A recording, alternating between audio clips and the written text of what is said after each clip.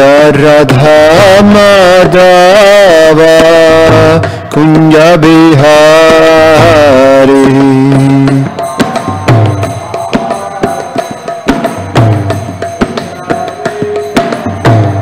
Jaya Radha Madhava Kunja Bihari.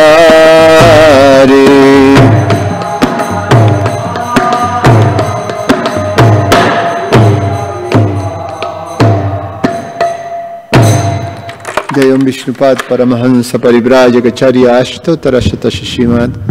His Divine Grace A.C. Bhaktivedanta Swami Srila Prabhupada Ki. Jayam Vishnupad Paramahansa Parivrajagacharya Ashtotara Srimad. His Divine Grace Bhaktisiddhanta Saraswati Goswami Maharaj Srila Prabhupada Ki. Ananta Koti Vaishnava Vrinda Ki. ISKCON Founder Acharya Srila Prabhupada Ki.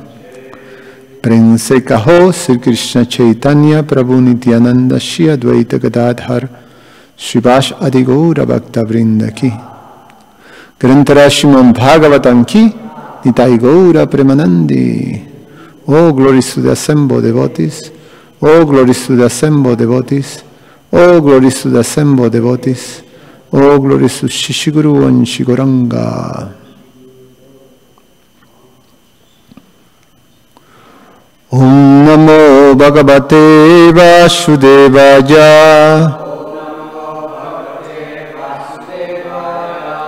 Om Namo Bhagavate Vasudevaya. Om Namo Bhagavate Vasudevaya.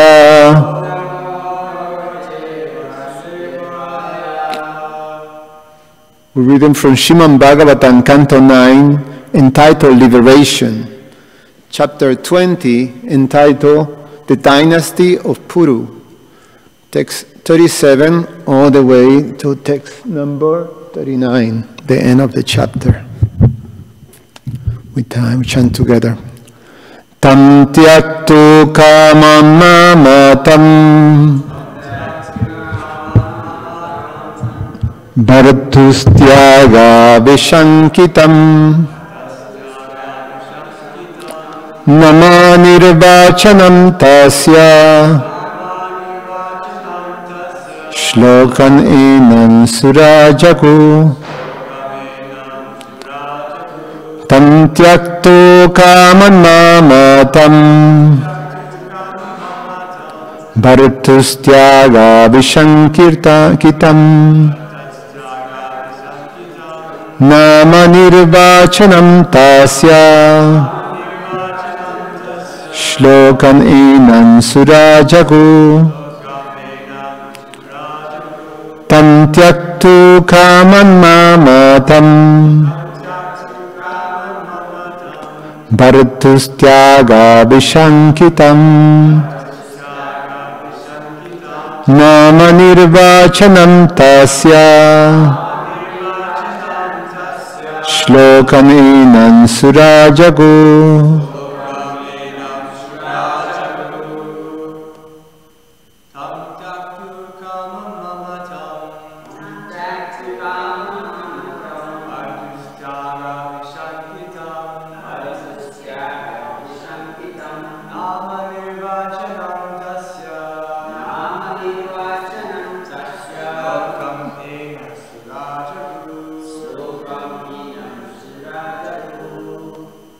Tam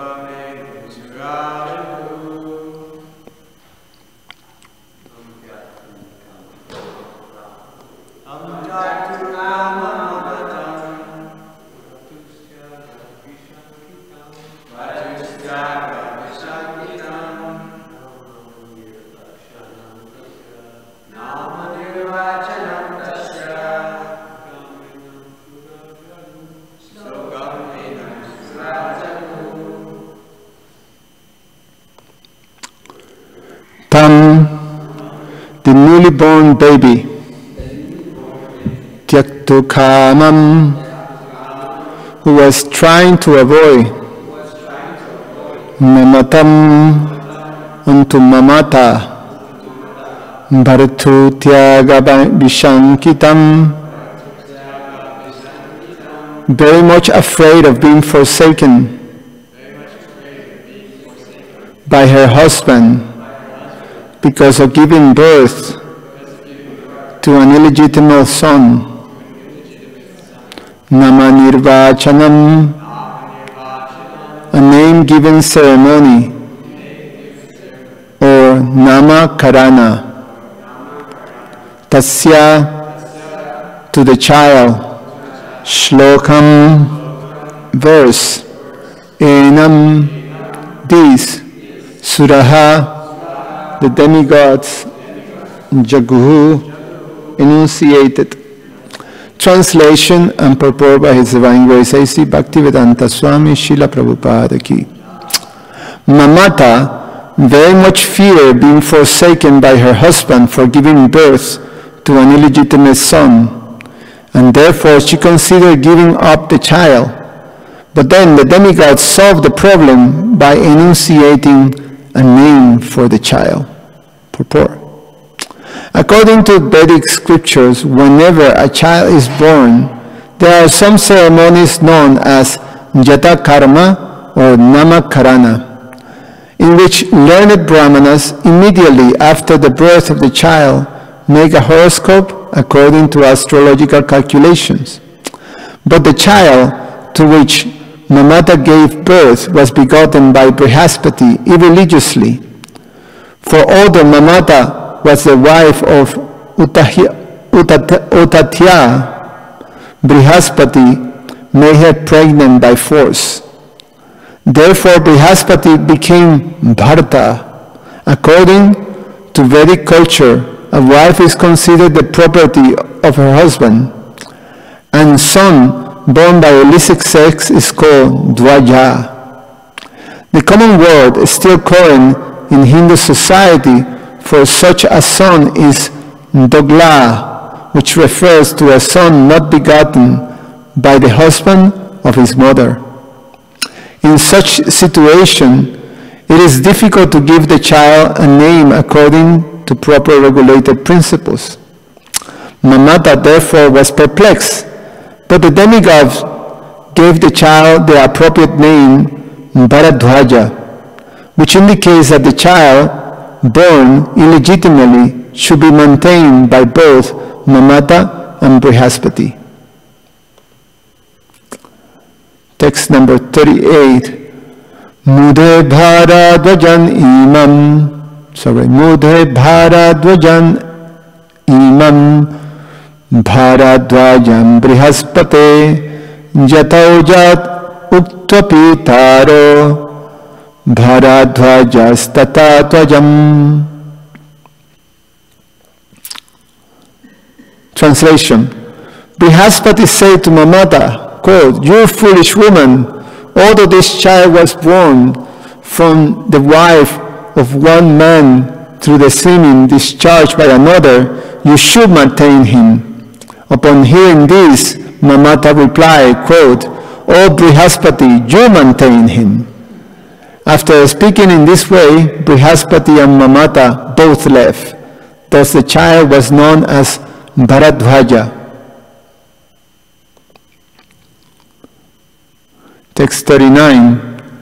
Chadyamana sura evam matva bitaham atmajam vyashram maruto vyashrijam maruto bhibhram dato bitate nwaje.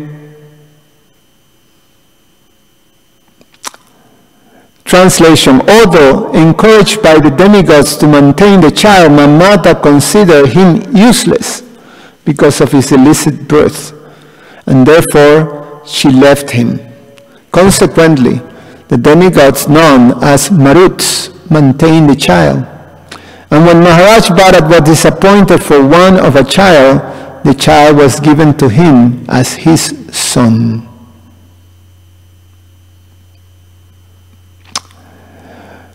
Purport. From this verse, it is understood that those who are rejected from the higher planetary systems are given a chance to take birth in the most exalted families on this planet Earth. Thus ends the Bhaktivedanta purpose of the 9th canto 20th chapter of the Srimad Bhagavatam entitled The Dynasty of Puru. Om Ajnana Timirandasya Jananjana Shalakaya Chakshur Ummilitam Yena Tasmai Sri Gurube Namaha. Namo Vishnupadaya Krishna Prasaya Bhutale Srimate Raghavaswami. Namo Vishnupadaya Krishna Prasaya Bhutale Srimate Bhaktivedanta Swamin Iti Namine. Namaste Saraswate Deve Gauravani Pracharine Nirveshesha Shunyavadi Pashatyade Shatarine. Vancha kalpa tarubhyasha kripa sindhu vyayevacha patitanam pavanebhyo vaishnavebhyo namo namaha.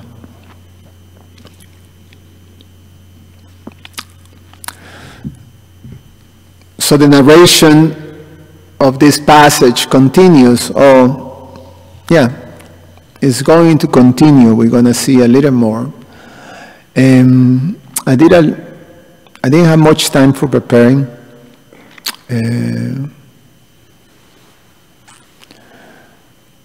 Radha Prabhu is feeling a little sick, so I have to replace him. But I had time to do a little search on the Mahabharata account on this situation. And just as we heard previously, so Brihaspati, he approached Mamata and he forcibly impregnated her. Although disregarding her complaint and disregarding the complaint of the child within the womb. The child within the womb of Mamata was to be a great sage. His name is, let me see here.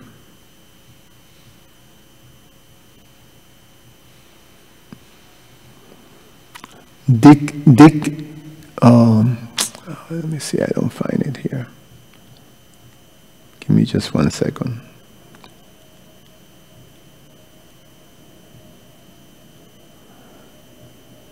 Was to be a great sage, or is a great sage, although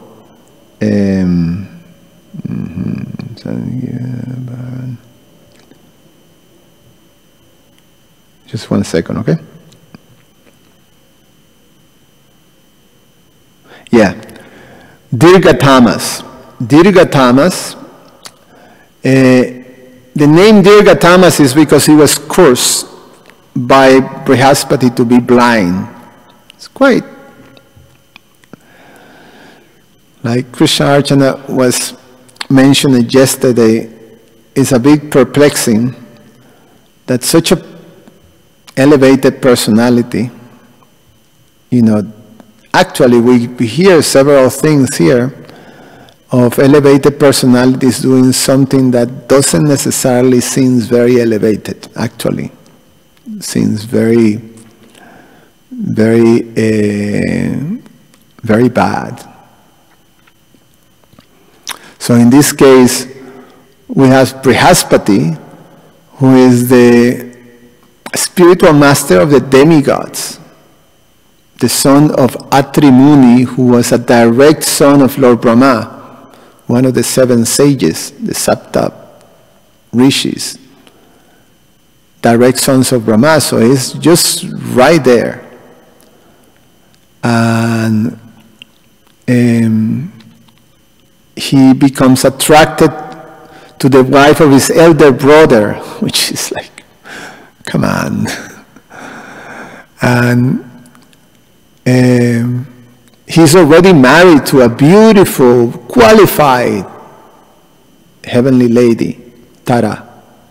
We hear the narration of, in the middle of this canto 9, about the result of all these choice that he made, like Krishna Archana mentioned it yesterday, that you make this type of choice based on trying to fulfill your desires to enjoy,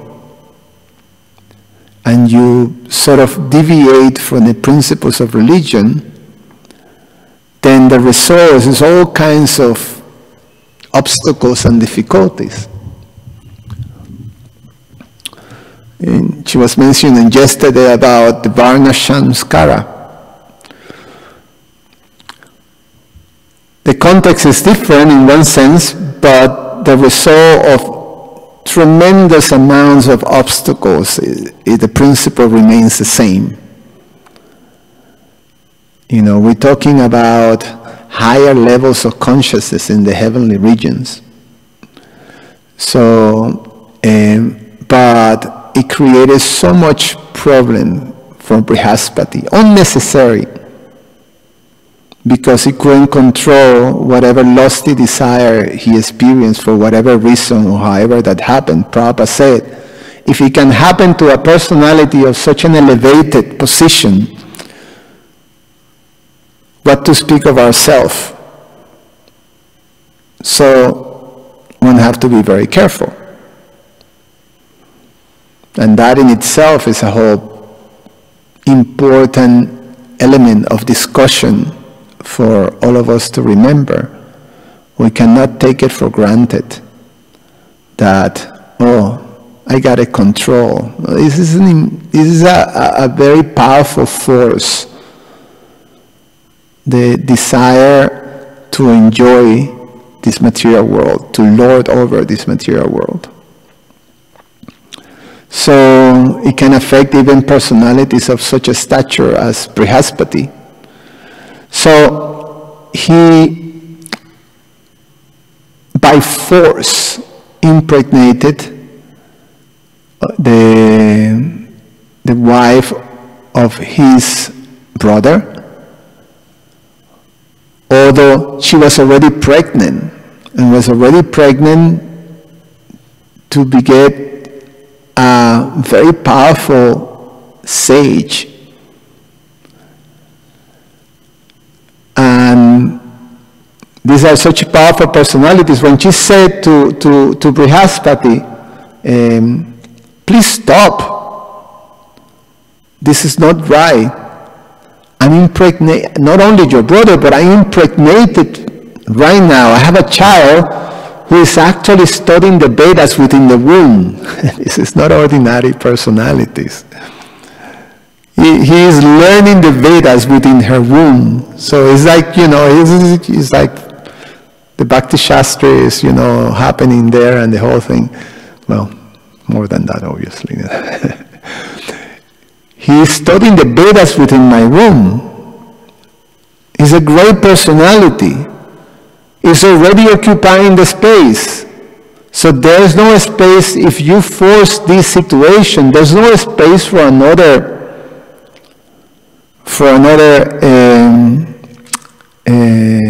child in my womb.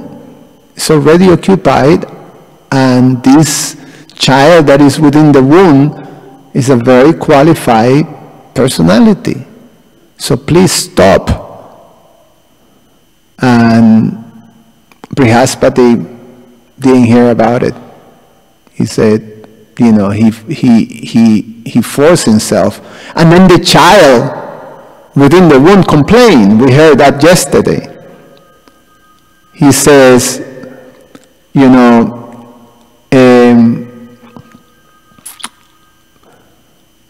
yeah, that's me. Anyway, don't worry about it. He said, there's no space here, please don't. You know, he's peaceful there, please don't. And then Brihaspati actually became annoyed with this child trying to stop him. So he cursed him. We heard that yesterday. To be blind. So he was not able to see anything of what's happening. Like, you know, it's gonna... So anyway, he was named Dirgatama, which means someone who is engulfed by darkness, so blind. So Brihaspati impregnated, and then the embryo, the child that was born there, when was going to be also situated in the womb, was kicked out of the womb by Dirgatamas. So the child took birth. And then we come to this situation right now that the parents didn't want to accept the child. So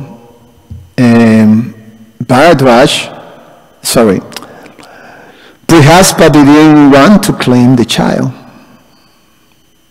So he says to Mamata, enjoy this child who is being fathered by someone else. So enjoy this. Bhara means to maintain, to enjoy. And Dvaja means that it's going to be maintained by two. Dvaja, two. So by the demigods put this name to the child, someone who should be maintained and protected by the two parents, although he is illegitimate. But none of them accepted. Mamata was concerned and afraid that her husband was going to reject her, and because his son was begotten illegitimately, then she deserted him. So she abandoned him. And so Brihaspati, so then the demigods, the Maruts, they took care of this boy. His name was Bharadwaj, and he became a celebrated sage. So just see, this is just it's not, the regular Varna Shankaras that many of us are, or took birth, like that.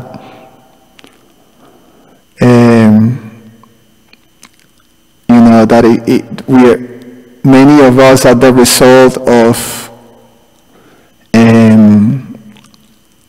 the union of our father and mother, who were definitely, totally not Krishna consciousness. Their consciousness was in some other place. The sensual enjoyment and very, very likely intoxication and like that.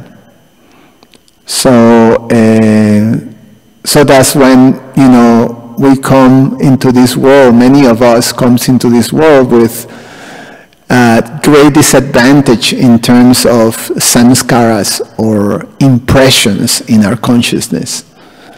So we have to go through a whole life of purification to try to, get rid of these samskaras. So it's not like that, this situation. This personality, even though his conception and his birth was illegitimate, he became a great sage because of the stature of Brihaspati and the stature of Mamata, elevated personalities. So the result, even the result of something like that in the heavenly planets, is a result of a great sage, celebrated sage, Bharadwaj. Bharadwaj Muni became later the father of Drona, who became the teacher of the Pandavas and the Kurus, the military teacher, and such a central character in the Mahabharata. So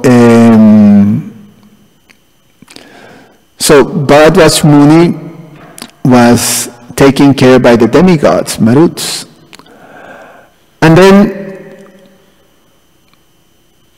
we hear earlier in the beginning, chapter 14, we're now in chapter 20.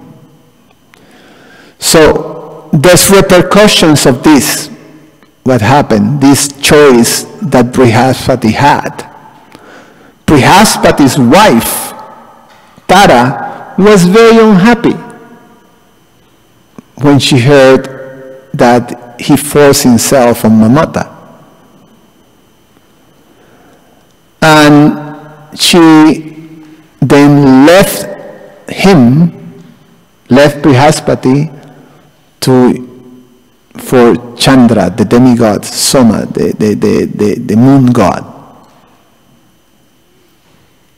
So she abandoned Brihaspati and went and became united with the demigod, the Chandra. They have this romantic thing, and then she left. And became impregnated by Chandra. Now, in the beginning of chapter 14, when the narration now of the dynasty of the moon, Chandra's dynasty, then this was the first son. I refreshed you a little bit this part of the narration. So this is the thing, that this type of choices, when we deviate from Dharma, then we have to bear the consequences. It's going to be a lot of hellish obstacle situations, unnecessary. You just simply to stick to acting according to religious principles. And the more responsible and elevated you are, the result of those deviations are more clear. Glaring? They're very graphic, immediately. And sometimes with people that are very in the mode of ignorance or passion, you don't see the results immediately.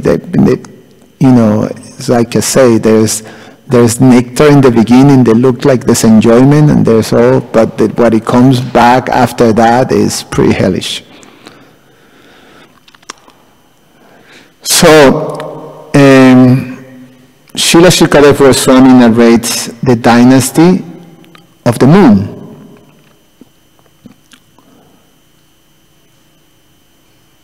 And then he said, after conquering the three worlds, the upper, middle, and lower planetary systems, Soma, the moon god, performed a great sacrifice known as Rajasuya Yajna, because he was very much puffed up. He forcibly kidnapped Brihaspati's wife, whose name was Tara, though in the Mahabharata, it says that Tara, angry with, so it was also consensual. She didn't want to be with Brihaspati, and she took that as a reason to look up to Soma, who also, someone else's wife, that drama, why taking that drama on? And then he is also, by his choice, going to have to face some consequences. Of course, we're talking about these great personalities like we're passing. It's very important that we remember that we cannot judge these personalities with the ethics and morality that we're accustomed in our level. These are heavenly regions, much, much higher levels of consciousness. So we have to be careful about that. We're trying to relate it to, but in principle, the principles remains the same. although requested again and again by Brihaspati, the spiritual master of the demigods, Soma did not return Tara. This was due to his false pride. Consequently, a fight ensued between the demigods and the demons. So, Brihaspati was, although Chandra is a demigod, because Brihaspati was the spiritual master of the demigods sort of joined Brihaspati, and Sukracharya, who was inimical or competitive towards Brihaspati, is the spiritual master of the demons, then he joined Chandra, and then the demons joined him. So there was this battle. And this big battle, I'm going to just narrate it, this big battle ensued, and then Lord Brahma have to get involved, and he approached Tara and basically convinced her, just brought her to her senses. You see, all this thing is happening because you are doing this. You are the wife of Brihaspati. Just come back to your husband. So she relented and she came back. However, she was pregnant. So what comes around goes around. She was pregnant, and she took birth. And she gave birth to this beautiful, beautiful child. His name was Buddha. Not Lord Buddha of later in Kali Yuga, but this was back then in the beginning of this in Divya Yuga. And Brihaspati, whose child is this? He wanted to know. Tara didn't want to say. Big scandal in the society of demigods. This is all, you see how bang, bang, bang, bang, one, how you say, one domino does the other one, and then boom, boom, boom, boom, boom, boom, boom, boom. One effect causes another, causes another, causes another. She didn't want to say this big scandal. Finally, she relented, and she said, it's Chandra's. Chandra went to claim his son. Brihaspati said, no, this is my wife, it's my son. And then so on. The narration goes. Meanwhile, back into Bharadwaj, Bharat Maharaj, the emperor, he has 3 wives, and in each of 3 wives he had 3 sons, 9 altogether. As per Bharat Maharaj, none of them was qualified to succeed him as the emperor. They were not qualified. They didn't have the same qualities. It is explained in the verse as Bharat Maharaj.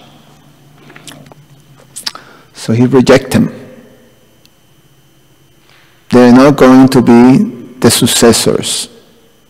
They're not qualified to lead for whatever reason that I didn't find out.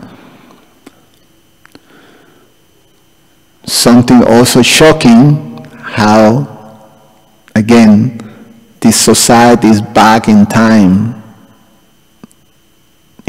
This is Dwarpa Yuga, or I don't know, someone back there. The queens of Bharat Maharaj, fearing that he was going to, rejecting and neglecting, kill all the 9 sons.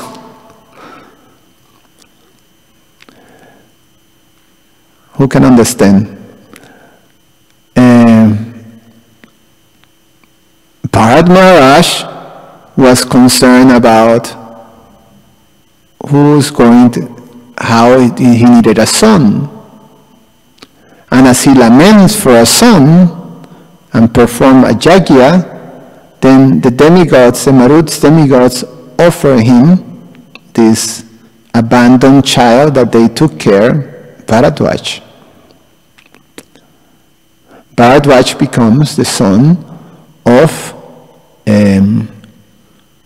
Bharat Maharaj. But Bharadwaj is a sage. He's not a Kshatriya. So what to do? You know, a Kshatriya must be in place to actually rule. And Bharadwaj Muni was a sage.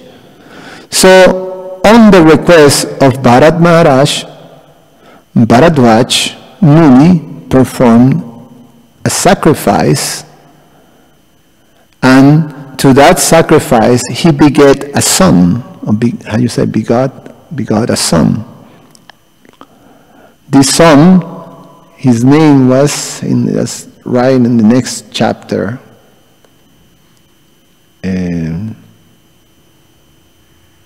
that's how it begins, Manu.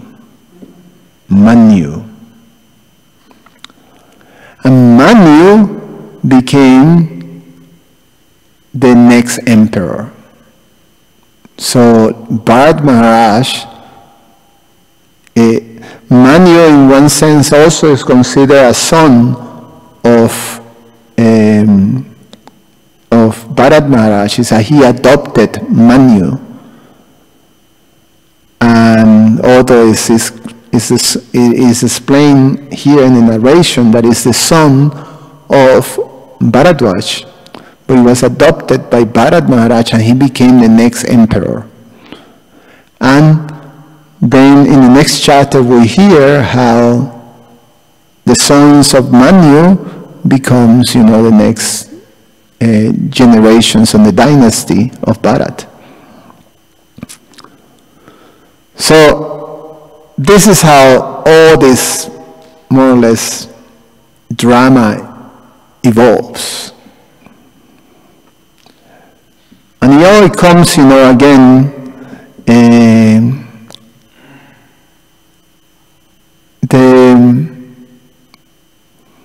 the principles that are constantly being portrayed in the Srimad Bhagavatam, as yesterday part of the discussion was the glories of the Srimad Bhagavatam, that also there are things here that sometimes is beyond our comprehension or our experience, our realm of experience.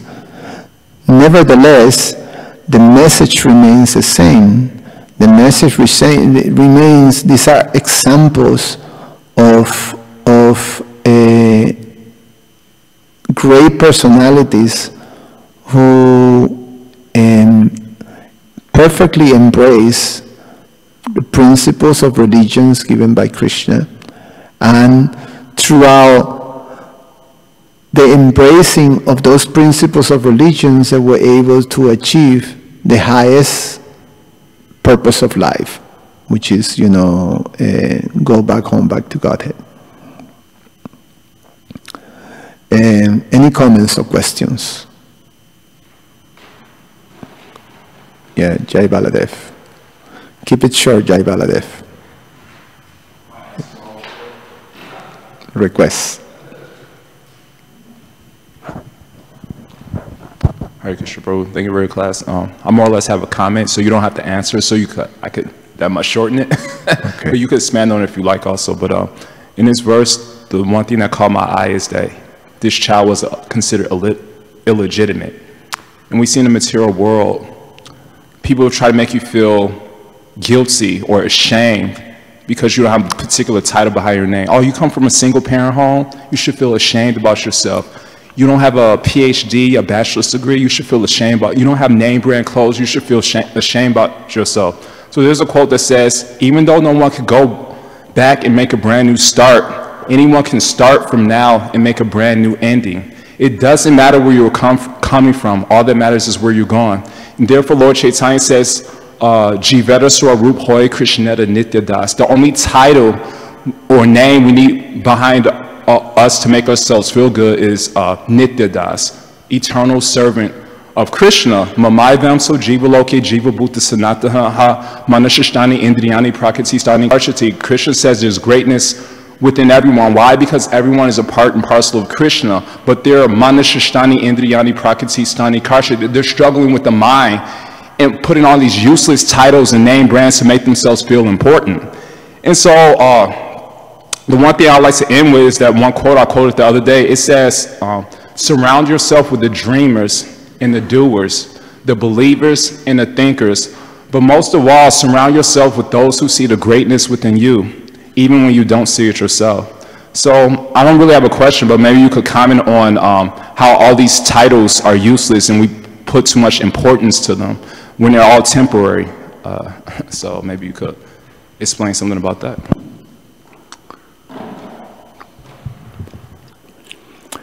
Yeah, in one sense, you know, we have to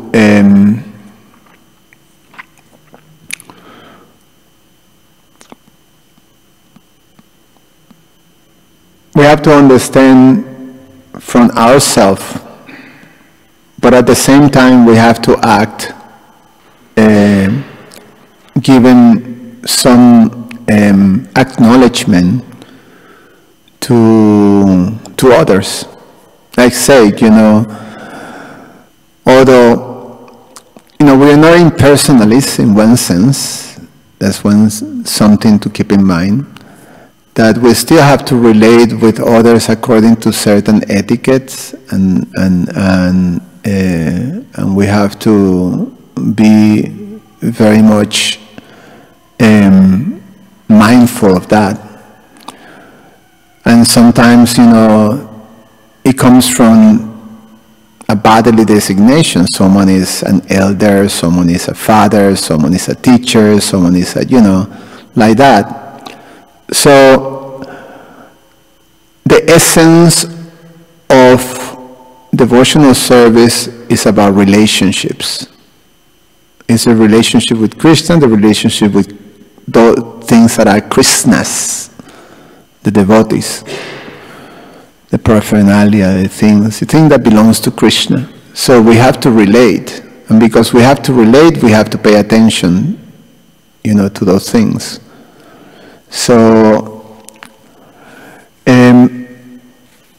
from ourselves, from our perspective, we try to purify our holding to these designations, the sarvopādis things. Yes. We hold into these designations, which is simply an expansion of our false ego. So therefore, if we really want to advance, Lord Chaitanya gave us, you know, the mantra, Trinarapi Sunichena, Tarorapi Shaishuna, Manina, Bananina. So we have to cultivate humility, tolerance, respect to others, which means, you know, according to their designations that they have, we respect them. And we're devoid of all sense of all prestige, which means that the designations that I have, or that I think I have, I understand they're false. They're not the real thing. My designation is Gopi Bhartur Kama what is it? Gopi Bhartur Pada Kamalayor Dasa Dasa Anudas. I'm a servant of the servant of the servant of the gopis, like that, the servant of the gopis. So that's the teachings of Lord Chaitanya, and that's what we're cultivating. Obviously, it's not, you know, okay, I got it. You know, no, it's a process of purification. So yeah.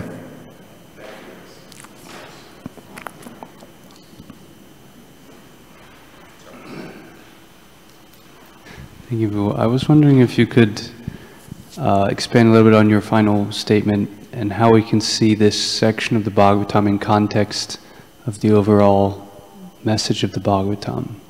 For example, for a new person, how do we understand what is Srimad Bhagavatam and how these different pastimes, or maybe even the 9th canto, help fulfill the purpose of the Bhagavatam? Well, there's all these characters that are part of, the narrations of the Bhagavatam, but the Bhagavatam highlights on those pure devotees. So we hear about, right here we hear about Puru and Bharat. These are successful personalities. And then there are other personalities that are demigods, that are part of the whole scope of the narration, that they're not necessarily on the same level. They're elevated, but not on the same level, and they add to, to highlight how these great personalities that exemplify this Param Dharma, which is what the Bhagavatam is about, how they made their choices according to these things. And what is the arch that they have to follow? Because we're going to hear that Bharat Maharaj, he falls down from his position. He neglects that. So there's something that is still that, but you follow the arch, and it just tells you, okay, here's an example.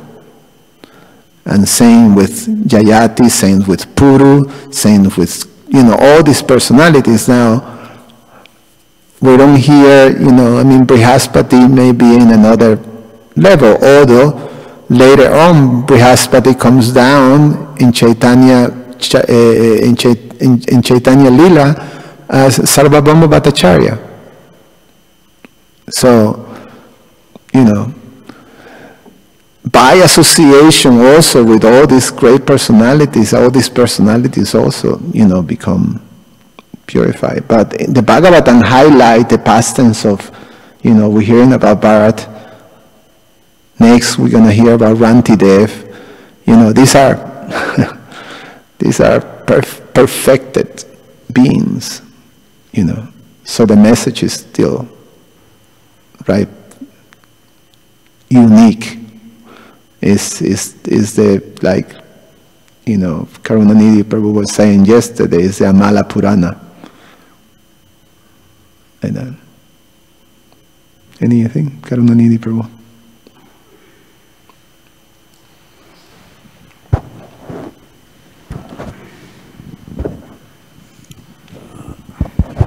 Yeah, very nice question by Acharya Nishta. Very nice thing. What I was trying to just to add, what you said, very nice. The thing is that we see there is a nice verse before some couple days back. There is a nice verse in the purport. Khine Punye Visanti. That verse says, Kritam Lakan. That verse says, demigods, although they are powerful, they means more elevated than us, and because of their punya, pious activities. So, but still they are imperfect. In a sense, means like when their punya, their pious activities will be depleted, means will decrease. They will come back again to this material world. That means it says they are not perfect. That still they are in imperfect stage. So all this, what is happening, we saw here, characters, Brihaspati character, Chandra characters. So everybody, they are very imperfect. They are not perfect. They are not pure devotee of Krishna. Is the things. And also, there is a nice verse in Bhagavad Gita, Abrahma Bhuvanat Punar Abruti Narjana. From insignificant of ant to Lord Brahma, they come back, they are subjected to death. That means they are conditioned. Nobody is unconditional except pure devotee of Krishna. So this is the main things. And I have one question. I want to know the brother of Brihaspati, whose name was something Utpata, something that it is mentioned here. He is a elder brother or a younger brother to Brihaspati? He's the older brother. Elder brother. Thank you. Yeah. Giridhari, bro.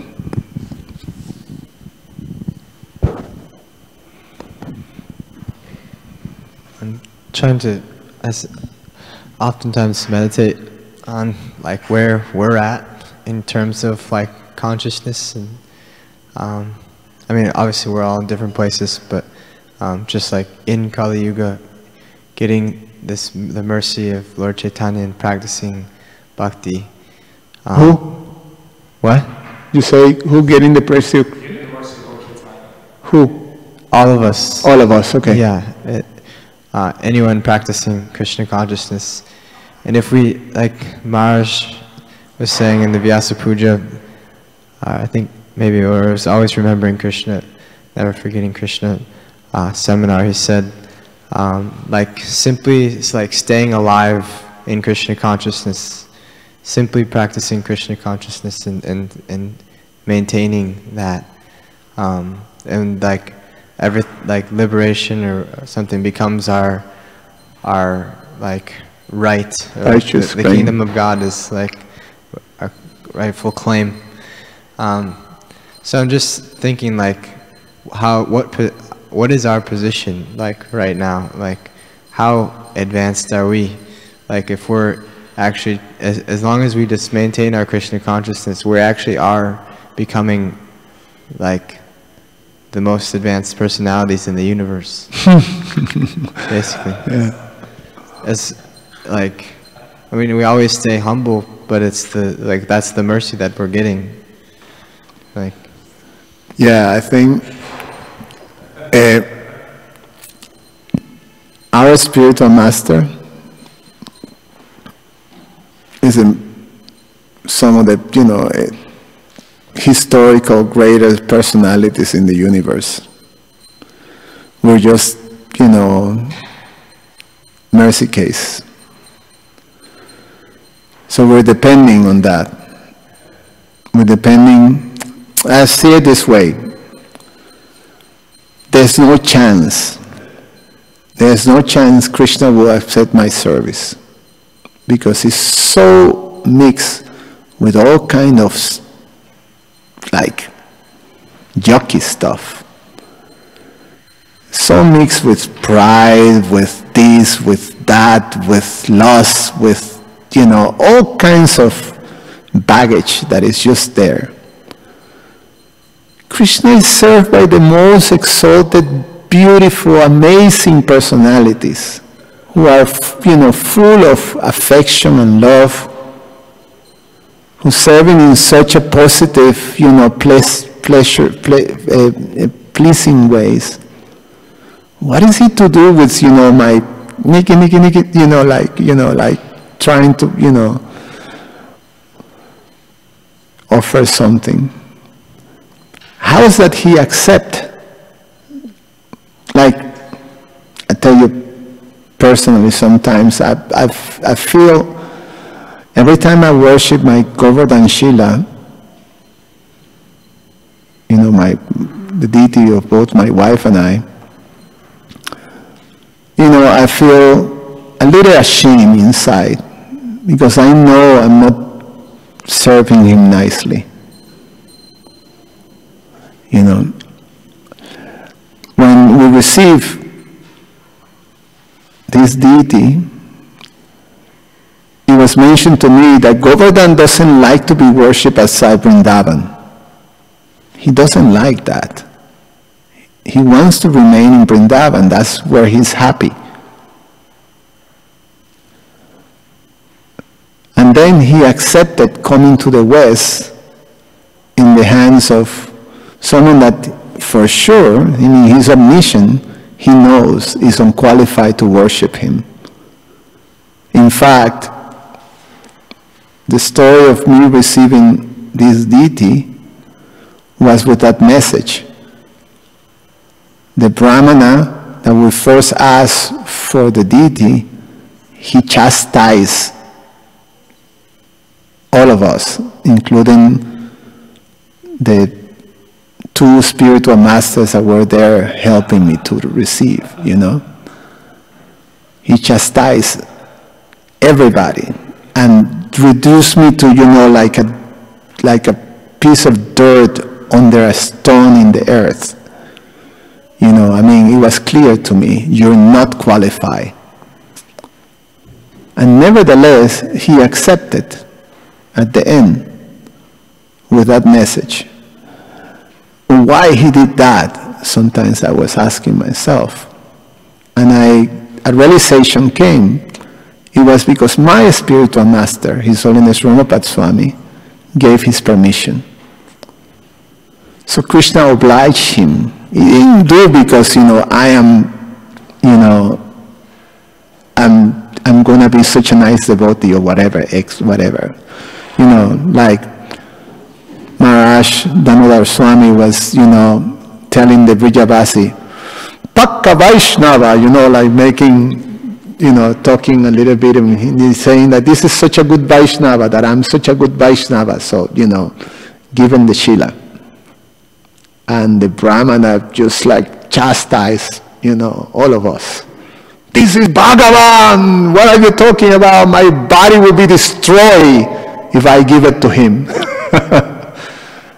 Or his body, some body will be destroyed. He was saying, we couldn't understand the whole thing because it was like, he was saying, you know, Nasta Sarira, you know, screaming. This old sadhu, Vrijavasi, screaming like, Bhagavan, Nasta Sarira, with his finger pointing like this, you know. Body will be destroyed. But he accepted to come. Why?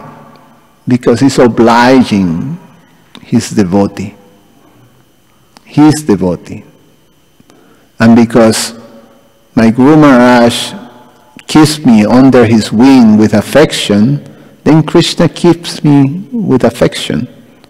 So he tolerates my so-called worship because he's obliging the affection of my spiritual master. So I think that's the position of many of us. So the worst thing that we can do is trying to be offensive to or neglectful to that personality who is giving us Krishna by his affection. Krishna is obliging him. What do you think? Right. I understand, like, that position of how fallen we are. Like, I'm just trying to highlight the mercy that we're receiving more so. I guess I said it a little bit wrong, like becoming advanced personalities, you know, it's not ever good to think of ourselves as advanced. But I'm saying that to highlight actually the position that we have received. Yeah, I guess that you're saying that we're receiving, even the demigods don't, you know, necessarily have access to it. That's why it is said that the demigods are standing in line to take birth in ISKCON, you know. Right, and if we maintain the proper mood, we are becoming highly qualified personalities. If we do follow the process properly and we receive the mercy. Right. It is said that, you know, all the qualities of the demigods becomes ornaments on an advanced Vaishnava. Yeah.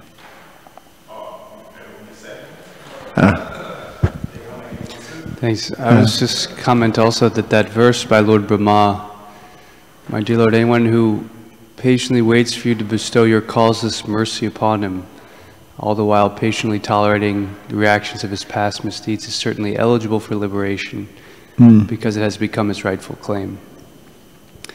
So on the one hand, it's not that just by maintaining or externally surviving in Krishna consciousness that one goes back to Godhead. It's more the activities of bhakti are so powerful that they can awaken love of God. By love of Godhead, one goes back to Godhead. So that verse is saying he becomes eligible for liberation, but to actually come to the platform of a devotee that is a very high thing. That is a very exalted thing.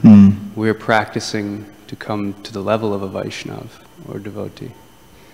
So that also helps keep us humble, because we know where we are, where we've come from, and also what the actual standard is.